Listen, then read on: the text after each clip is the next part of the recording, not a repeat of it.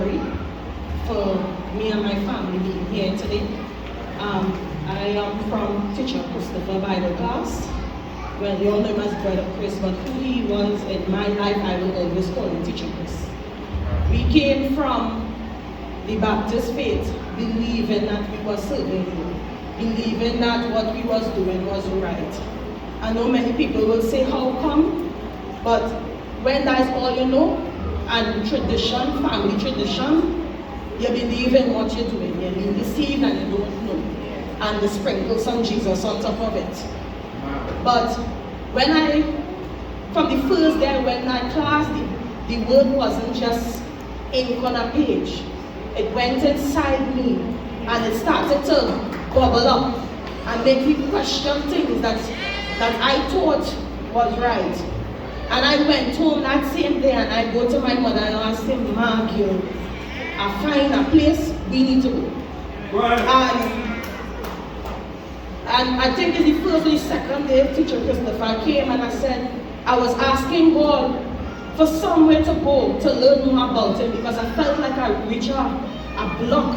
And my soul was crying out for more, but where I was, I couldn't learn anything more. And I said, Teach, I feel in my heart that you is the person I was meant to come to. He didn't take more, but I tell him the truth. And we stay 1 year faithfully in that Bible class, coming every Wednesday as much as possible. Yeah. And then he spoke to us and said, come to the New Birth Church and everything else will be revealed there. And we didn't hesitate, we said, yeah, we come in. Pressure to find the church because we're coming from Digger Mountain. Pressure, we get lost, we end up quite running Togo looking for this church because it wasn't showing up on the map. But when we reach the love that we receive here,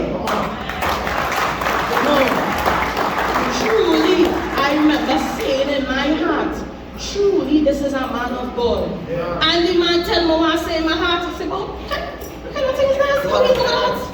You know, and I was never disappointed one time coming here. It never had a time we come and I could say something bad about our bishop, our daddy. And I'm proud today to stand up and say our, because that man laid hands on me yesterday and carried me along and set not just me but my family free from what we was doing before. And church, they don't know the love I have for this man. They don't know the love I have for my teachers, for everybody inside and here. And to me, I cannot understand how people could say something bad. How they could look at this blessed man and say something wrong. And only Satan can do that. There's only Satan could come and say something bad and deceive people about this place. From the time you walk through that door, you can feel the difference in the atmosphere. Right? And it had so much things going on in my household, and faithfully, I think Teacher Christopher told you some. And take a leap of faith and start to talk to the bishop and say, I don't care who watch me, I'll stay back. And Bishop, I thank you for putting in that extra work for us, because Hannah, that sealed the deal that you, after you put out all of yourself, you still gave me the extra. And I remember the woman of Samaria would tell Jesus, even the dogs, that eat these crumbs, and I was grateful to get scrubs.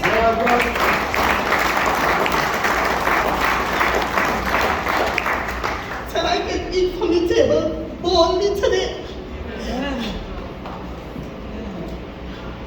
The prayer of a righteous man availeth much. Now, when I heard John 1, a scripture that I know so much, when Jesus said, come to my own and receive me, I understand there's a difference between believing and receiving.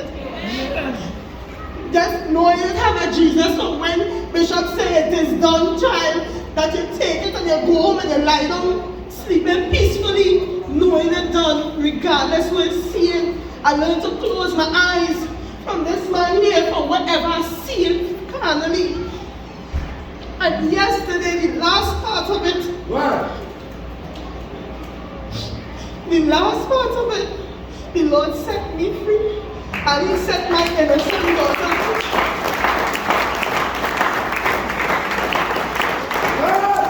The word is alive. I don't know. Well, I know the ones who know baptized, we know that. But I pray that none of them forget that. That the word is a living thing. There's not for sure. But to be considered a dog and still get some scrums, that scrums full you so much it's not to run over little as much. When God is it is feeling right to the love that you put into us. That I now know how to love from learning from you. What I thought was love was feelings. All right. I didn't understand that there is an endurance in love. That there is forgiveness in love. The word teach me that when people do, you do them back. You understand? But the word, boy, when the word come inside and start to convict me, I confess my sins openly. Before the day of baptism, I even come to Bishop and say, Bishop, you're not taking your advice and licks on your home. You understand? But although the flesh was going through that, but God was on the inside and He telling me to just hold on. Just hold on. I know they say, don't say God say, but I know something was inside me telling me to hold on, telling me to continue, telling me to go back to them YouTube videos and listen to this man and listen to him alone. And I listen to Teacher Chris as well because he never teaches anything other than what Bishop teach. Whenever the word comes Sunday, by Monday and Wednesday, we study the same thing and some extra scriptures to help we clarify. All right. You know? So when you see we in numbers, or they don't judge me, we come from far. Good morning to the Bishop, to Pastor Laurie, and to the church at present. Good morning. I am here this morning to give God praise and thanks for our Bishop. You see, my niece had a vision about me, and I was told that get up and go to Bishop Blood, and he is going to see after you. And I thought about it. First week passed, and the second Sunday, I said, time to get up and go. And on Father's Day, I was in this church, and I thank God that I came out, because I was like a rolling stone, you know. I wasn't well, I was ill, and I was told to go by this one and go by that one. And every time you go, you will hear, all right, join my church. I joined a certain church, and I brought all my family to baptism, and only to be told, well, all right, you will see about the church, you will buy the curtains, and you will do this. And you know, you will run the hostel and stuff. And stupid me, I had to say, did that. And only to realize that must be this particular person living with the girls in the hostel. And I am like, okay, you need to get out from here right now. One time. And you know, when I took my leave, I was threatened to be killed, you know, by this particular person, and I had to run for my life. They want some people is like I had to run, Lord, you know, I had to run. A good thing God pulled me out from there. And I met somebody else again, and it's because it was the same story, you know. And I thank God today that when my niece got this vision, she said, you need to get up.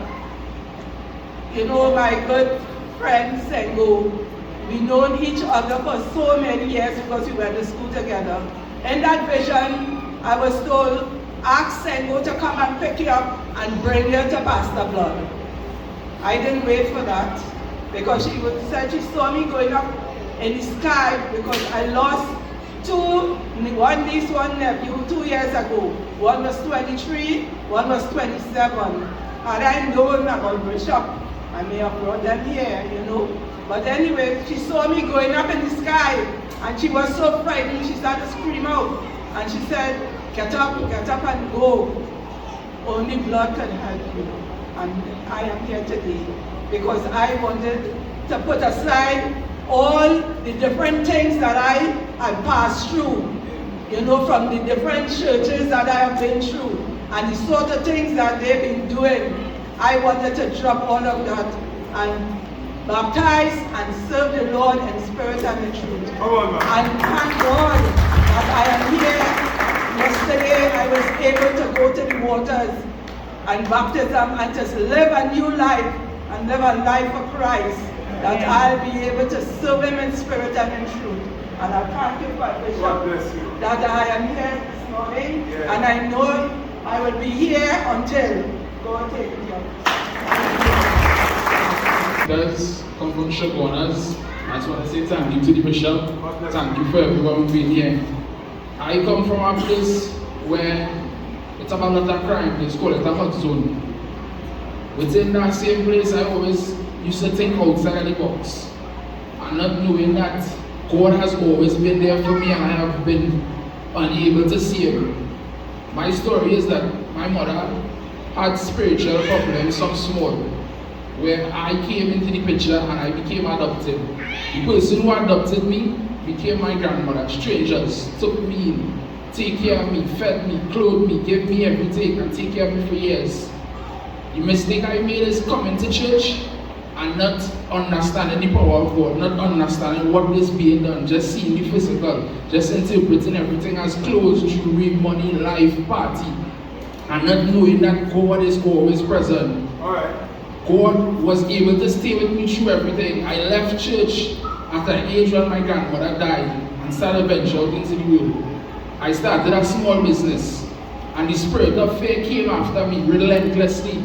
I ended up getting shoot at my business on a Sunday. That the most serious thing. Like, my life was changing. Everything was working out. I was going in the army. My father put things in place for me to go in the army. I was selling burgers and hot dogs in front of my little place. Everything going smooth. I had a little money. I have a little girlfriend on the side. Everything going smooth. Things working out. And two men coming from a community, my friends, my own friends who I know, come and shoot me and pick up about 6 or 7 shots. My hand, my leg, my foot, my groin, my back. I was in the hospital for months. And there in the hospital, I said I gave my life to Christ. Come out from in the hospital.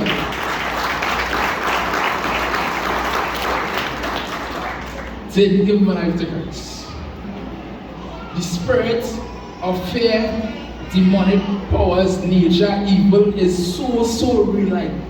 Like you actually have to be talking to God every day, praying, being in your Bible to understand exactly what is going on.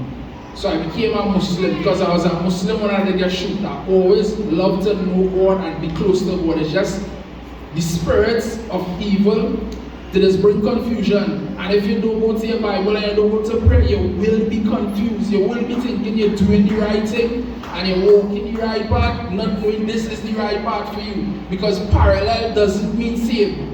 Parallel doesn't mean same. So within that, I started to pray Islamically. And it so happened, my friends who I was around, they was involved in a lot of negative things, a lot of wrong things. But I bypassed that. I used to just say, well, I would try to help everybody because I have a good spirit within me. I would try to help everybody. Then I got a dream. I come to them and tell them somebody going to give me something. Nobody believes me. Nobody listening to me. I telling them something going to happen. It comes to pass. I had 3 mental breakdowns, separate days, 3 mental breakdowns, where I started to hear things, see things, understand things, believe I fighting things daily. I talk about, I lost sleep, I couldn't sleep. I talk about I'm tired no more. I couldn't sleep. People coming next to me, I could feel your emotions. I could hear what you're thinking. So I believe, because I believe now that I was demon possessed, that point where it's like, I hear but I not hear. Because this thing had total control on my body. My brethren, my brothers started crying by all different mosques, all different places to get help. Here I come and get help.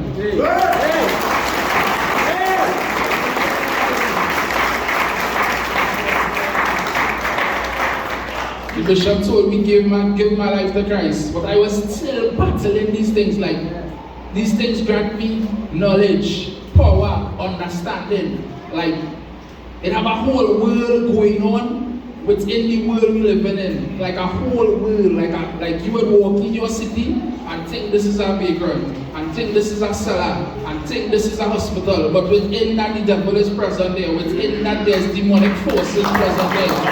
Within that there's wrong going on there. Within that there's God there. But we will only see what we can see with the eyes now.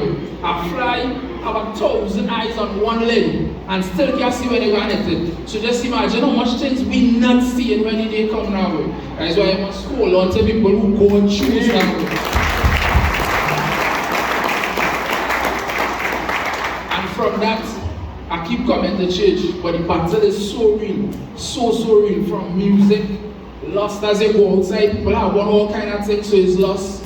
As you're driving up on the road, it's vanity. You're watching who are the biggest house, how you want to build a house. You're driving down, you seem like this, like when I gotta get my own piece of land to do my own thing, when I gotta get to plant, and the devil does continuously come into you. So you have to continuously come to church. And then the bishop told me, you have to give your life to Christ. I recently got the opportunity to baptize. I believe that again because I was baptized when I was small, but this baptism is totally different. I am aware. I know what's going on. I know what to live for. I know what God is speaking to me. I know what to tell people. I have a following on TikTok. I just speak to people every day about God, and it's like people yearning for this, like yearning to hear good things. People yearning to hear about God. People just be popping up like, how you know this stuff? Go to your Bible, pray. Like they don't believe it's so simple and it's so easy. But what I am here to tell you today is, through my baptism, I am giving myself completely to God, completely to Jesus Christ.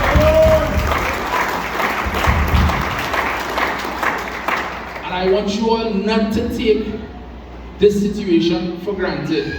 That this man of God here is here, giving you, saving you, helping you, encouraging you.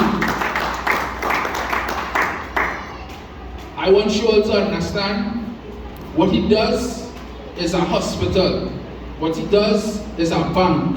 What he does is counseling. What he does is educational. You have 4 or 5 institutions right before you where you don't have to give nothing besides devotion. Not to him, to God. To God. So just take you should just take your time, listen to him, listen to what he said, and learn. Because as I am now baptized, there are many of you who are baptized long and not seeing that it is a constant fight. Everybody, that's what I want to say. Don't take it on conscience.